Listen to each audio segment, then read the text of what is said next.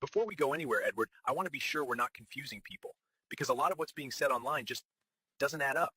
That's exactly why I wanted to ask you. Everyone keeps saying other countries are paying tariffs. Is that even possible? No, and that's the simplest answer. A tariff can only be paid inside the country that sets it.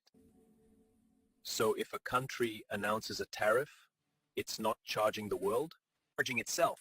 More specifically, it's charging its own importers. Hold on, walk me through that slowly.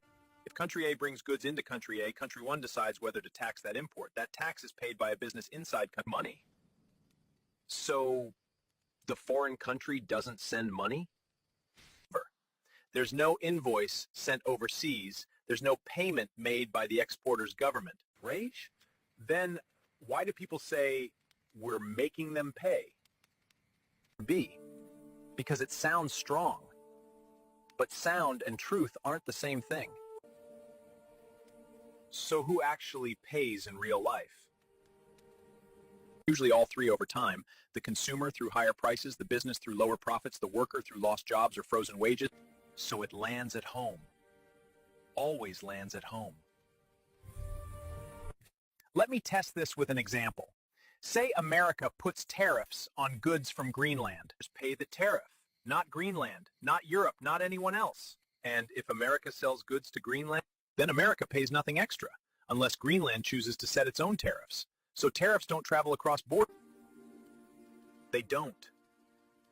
They stop at the border of the country that created them. All right, here's the part that confuses people. What about retaliatory tariffs? Even those follow the same rule. If country B retaliates, country B is taxing its own imports from country A. So retaliation still means self-taxing. Yes, it's pressure, not punishment. Governments use tariffs at all because they're visible, they look decisive, and the pain doesn't hit all at once. So politically useful, economically risky. That's a fair way to put it. Why don't smaller countries shout back louder? Because shouting isn't power, adaptation is. They reroute trade, they wait, they let the cost build quietly. And how waste metal? So the damage shows up later, always later. That's why it's misunderstood. And you correct me if I'm wrong. When people say other countries are paying America's tariffs, that's false. False. What's really happening is America is choosing who inside America carries the burden. That's a mill. That changes how it sounds. Truth often does. So the real question isn't who we're punishing. So the real question isn't who we're punishing, but who we're willing to make uncomfortable at home. And that's a much quieter sentence. Quiet sentences usually matter more. Before we go on, Edward, I can feel the heat rising in this conversation. That's all right. Fire can warm, or it can burn. We'll keep it warm. It's because this is where people get angry. Why is Donald Trump charging his own people and calling it strange? That's the right question. And it deserves a calm answer, not a shouted one. What? Because on the surface, it looks like punishment dressed up as pride. Justifies his leverage. What actually happens is burden shifting. Explain that, because people hear leverage and stop thinking. Leaders say, I'm willing to hurt my own economy to force negotiations. It's not about free money. It's about showing tolerance. It's about showing tolerance for pain. But it's not his pain, is it? No, and that's where the anger comes from. Parliament? So how does he sell it to the public? Prices don't rise instantly. Layoffs come later. Supply chains shift quietly. The cost arrives after their role. So the justification is timing. And language. Say national strength, not higher grocery bills. Say standing up, not paying more. That's manipulation. It's framing. All politics frames pain as purpose. Here's where I feel the fire, Aries. People cheering for something that hits their own pocket. I know, I'm in the fire with you, but I won't let it burn our words. They can answer that. Then answer me this. Does he know he's charging his own people? Yes. Anyone who understands tariffs knows. The question isn't knowledge. It's who carries the cost. So who is he choosing to carry it? Consumers first, workers later, small businesses quietly. The pain flows down, and the justification remains America first. Yes, but America is not a single body. It's millions of different shoulders. So when supporters say other countries will pay eventually with payment, other countries may adjust, they may concede, but the tariff bill is already paid at home. That's the part people refuse to hear because it breaks the story. Find this thing. Is there any case where this works? Short term, when a country is willing to absorb pain briefly for a clear goal, but long-term tariffs almost always weaken the one who sets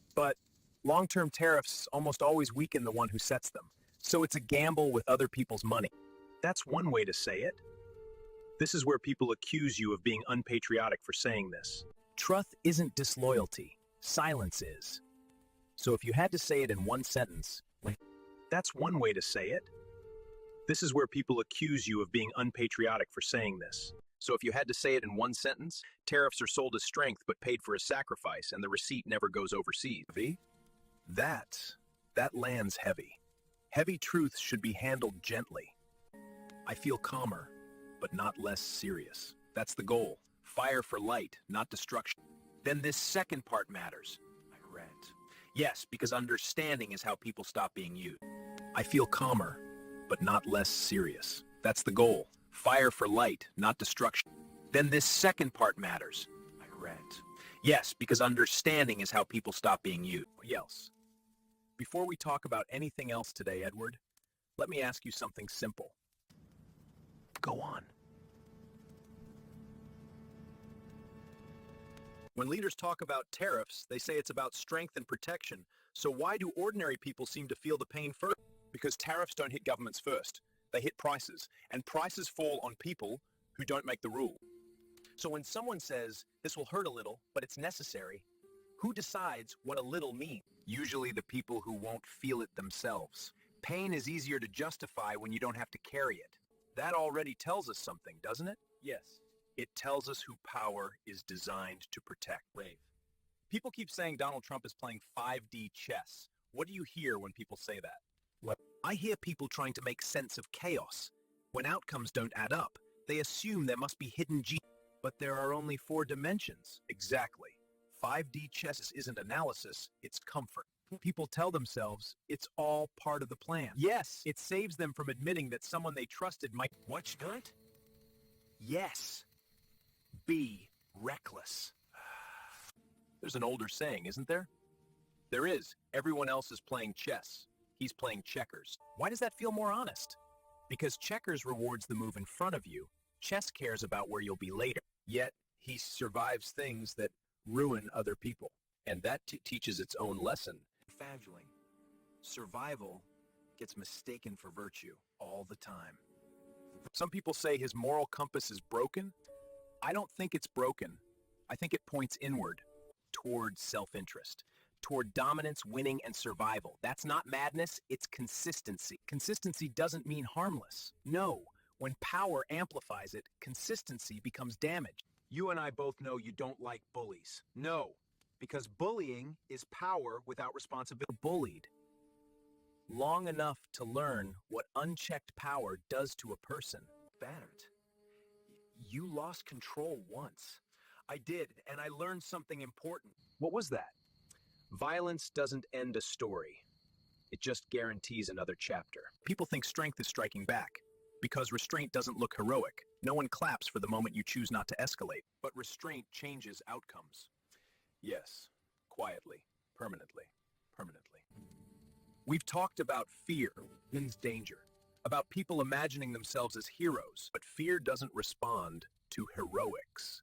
It responds to calm, time, and space. Sometimes the best action is no action, often, especially when action would add chaos instead of reducing it. You speak about faith, but not like most people do, because faith isn't a badge. It's a way of walking. It means seeing the human even when they've failed, choosing not to become what you hate, holding yourself accountable when others refuse. So faith doesn't excuse harm. No, it restrains it. When people argue about tariffs, or trunk, or strength, what are they really arguing about? Point is, who pays the price? Who gets protected? And who never answers for the damage? Feel it first. And ordinary people? They feel it first. They always do. Maine. Why do people defend leaders even when they're being hurt? So 5D chess becomes a shield. Yes, a story that says, this suffering has a purpose. Does it? Only if accountability follows. Without that, pain is just pain. Last question, Edward. What is the hardest lesson for a human being to learn? I'm listening. Be right and still cause harm. And that real power is choosing restraint when no one is watching. So maybe it's not chess or checkers at all. Maybe it's the courage to stop flipping the board and ask who keeps cleaning up the mess.